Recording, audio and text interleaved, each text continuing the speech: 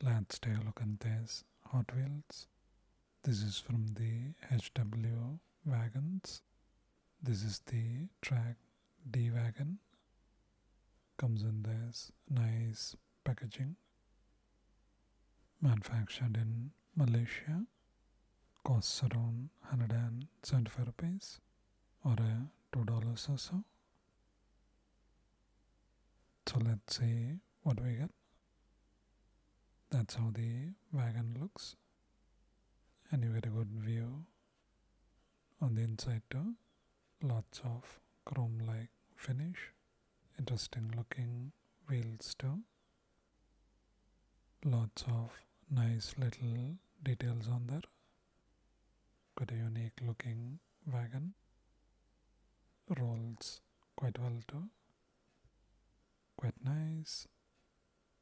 Check it out.